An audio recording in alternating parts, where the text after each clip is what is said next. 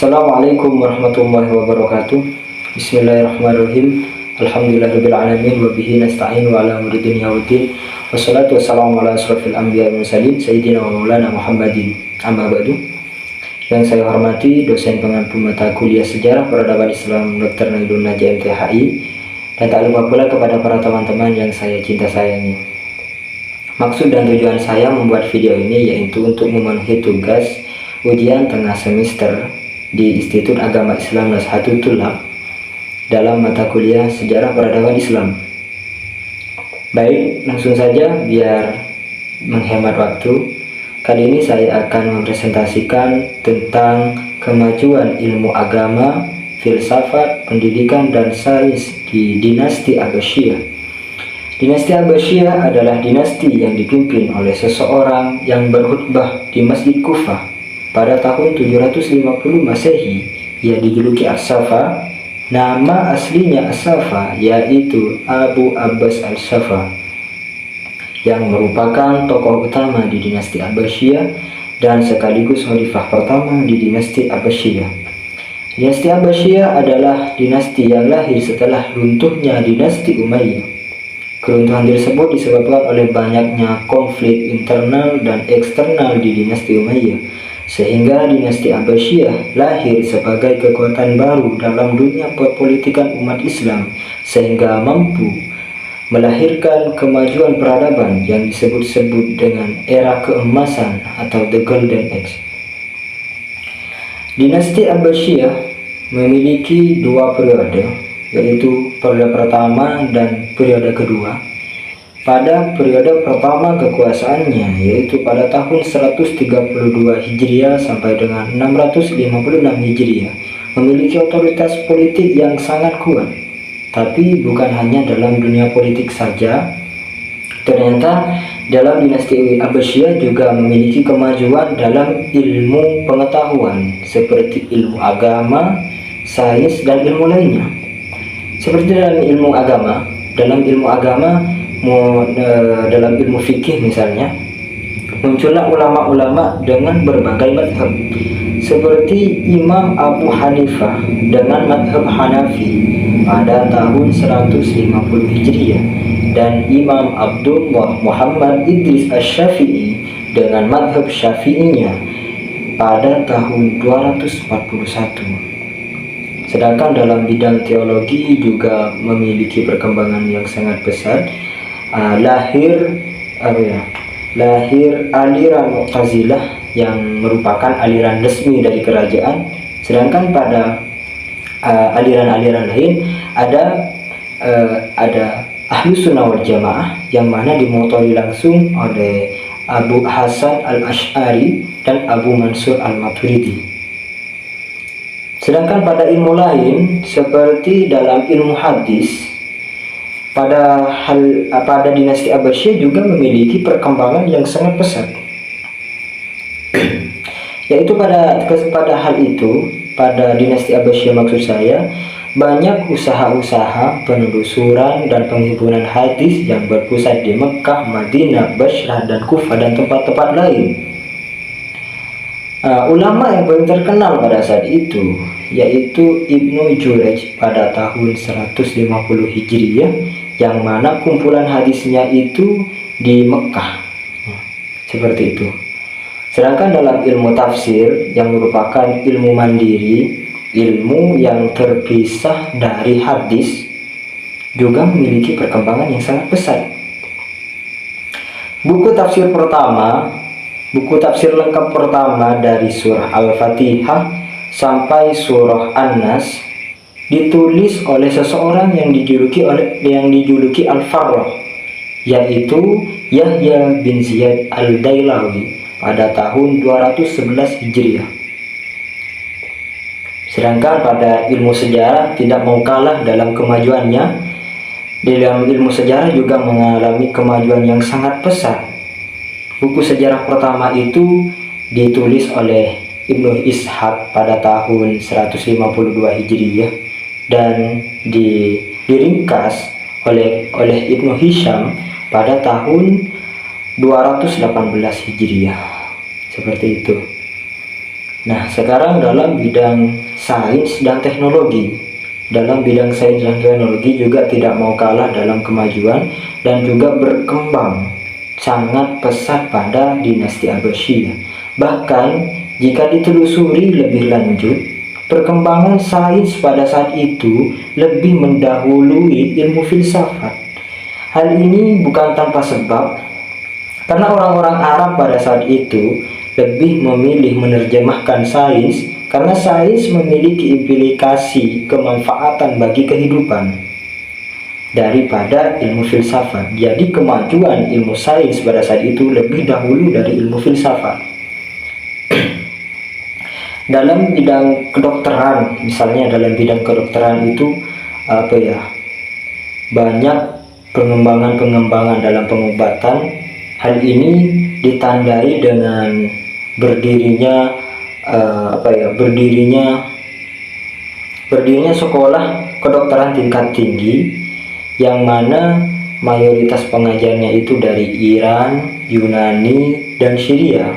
Sedangkan mahasiswanya pada saat itu mayoritas itu dari India.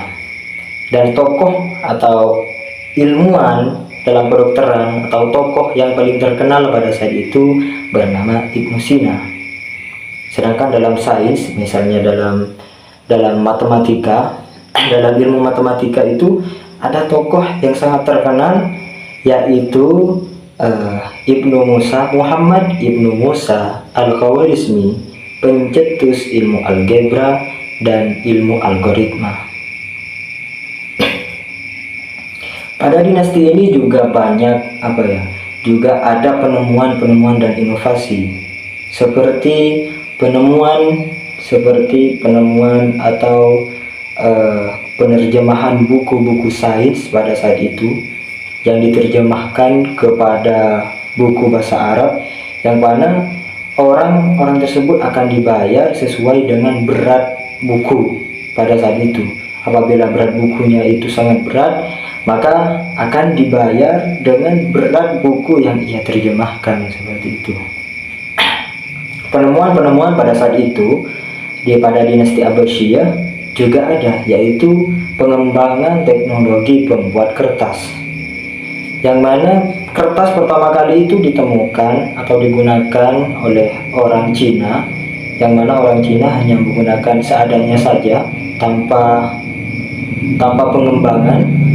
Nah, orang Islam pada dinasti Abbasiyah ini mengembangkan teknologi pembuat kertas. Dari mana mereka tahu? Usut punya usut, ternyata mereka belajar dari tawanan Cina dari peperangan Talas. Sehingga orang Islam mampu mengembangkan teknologi pembuat kertas, dan pada akhirnya mendirikan pabrik kertas yang berpusat di Baghdad dan Samarkand. Seperti itu. Sedangkan dalam ilmu filsafat juga mengalami perkembangan yang sangat pesat.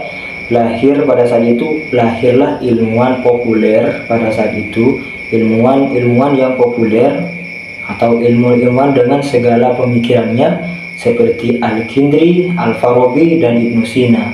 Ibnu Sina lagi-lagi termasuk dalam kategori cendekiawan, sudah kedokteran dan masih filsafat lagi, seperti Ibnu Sina.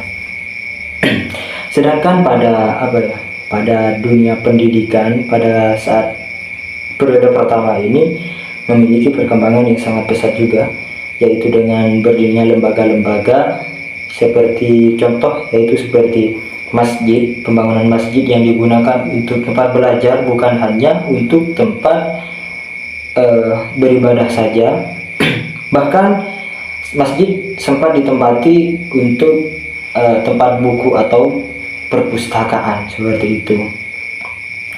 Yang mana kurikulum utamanya dahulu itu pada dinasti Abbasiyah itu berpusat pada Al-Quran dan hadis. Pada dinasti Abbasiyah, pendidikan pertama itu dimulai dari rumah, yaitu ketika anak-anak sudah mulai berbicara atau bisa berbicara, orang tua akan mengajarinya dengan kalimat tauhid. Maka anak-anak itu diajari kalimat tauhid oleh orang tuanya. Setelah umur 6 tahun, anak tersebut sudah diwajibkan sama orang tuanya untuk melakukan sholat, atau diajari untuk melakukan sholat. Bahkan ada yang diwajibkan untuk melakukan sholat pada saat itu. Dan pada umur 6 tahun itu pula, anak-anak pada saat itu sudah dimulai pendidikan formal. Dan hal ini terjadi pada dinasti pertama atau periode pertama di dinasti Abbasiyah, yang mana dalam bidang ilmu pengetahuan memiliki perkembangan yang sangat pesat, bahkan dalam politik juga memiliki perkembangan yang sangat pesat. Selanjutnya yaitu pada periode kedua, pada dinasti Abbasiyah. Periode kedua ini berbeda dengan periode pertama.